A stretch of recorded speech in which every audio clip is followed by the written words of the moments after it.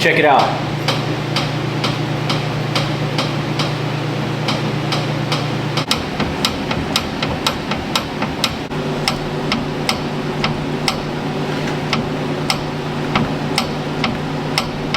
But right where the Pitman arm hits the center link, you guys can actually see the play when I'm moving this tire left and right. But for some of you guys that don't know, if you go up and down, kind of push in and out, you feel any sort of play. It could be your upper ball joint, it could be your lower, it also could be a hub. It's very possible. Left and right, very tall tell sign that it could be a tie rod, but in our case, it's clearly a Pitman arm. So yeah, we're gonna go ahead and fix that, and it's not fun. But I did have this truck up in the air. I started shaking it down, and bam. So I'm gonna make a YouTube video on that. I'm hoping this will help somebody out. I do have a set of Moogs. They're not terrible. I know that they kind of get a bad rap nowadays, but I'm gonna throw these on. If I'm gonna be doing a Pitman arm, I am gonna be doing a fiddler bracket as well. A couple 4-wheel drive boost launches, I'm sure doesn't help.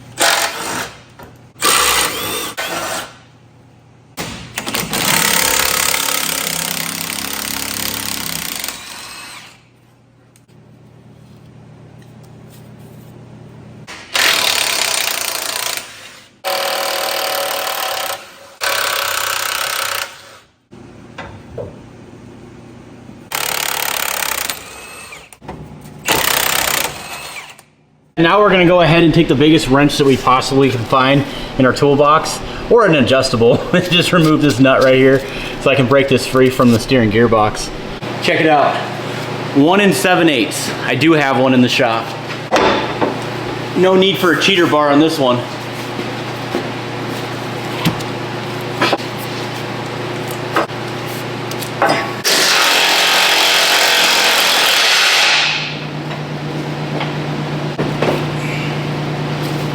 That did not take that long whatsoever. I think this is still good, but since we're there, we might as well go ahead and just replace it. So the trick here is to remove the Pitman arm from the center link. So I'm gonna use a big old pickle fork and just take a big old hammer and just drive it right in.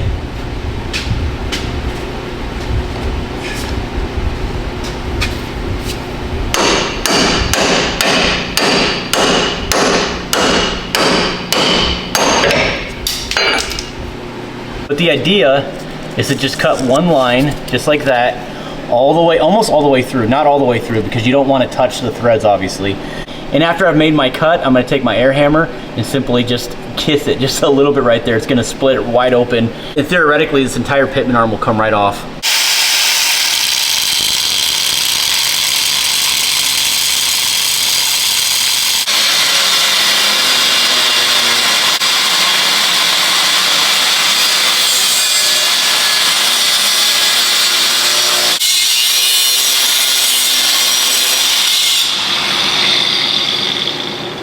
So I have it almost down to the threading. Now I'm gonna go ahead and take my air hammer and just basically relieve the pressure. That's kind of the idea.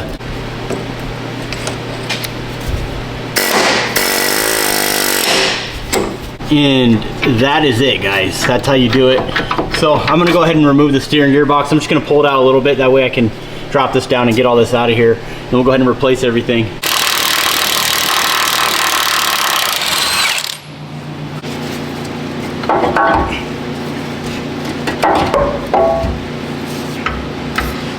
So again, cut it almost all the way through, take an air hammer, separate the rest. Be careful not to touch the splines, and you should be good to go. It'll fall right down.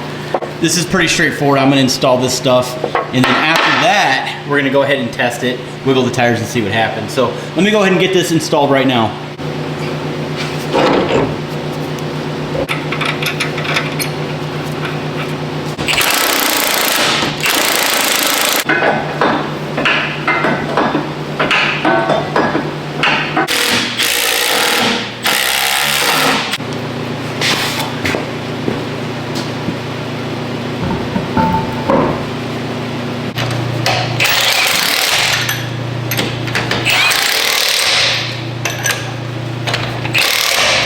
The only thing that you should be feeling is that steering shaft.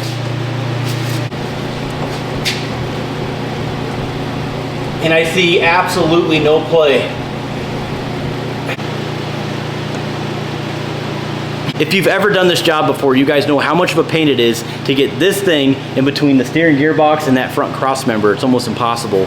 So again, you'd have to remove it in order to use this tool. That's why cutting it off is so much quicker. If you're just not experienced with power tools and you just don't have the proper tools needed to do the job, don't even attempt that. I've cut off like 20 Pitman arms off of trucks and I've never had a problem. It literally takes me 15 minutes to do it. But I'm telling you, it would be the absolute worst news if I heard of a guy cutting off their Pitman arm on their truck because they watched a YouTube video of a guy doing it with an angle grinder. So don't do that if you're not experienced. Make sure you guys concentrate those sparks into the floor instead of up into the engine bay, which again, I'm sure you guys know because I know it's common sense, but just be careful.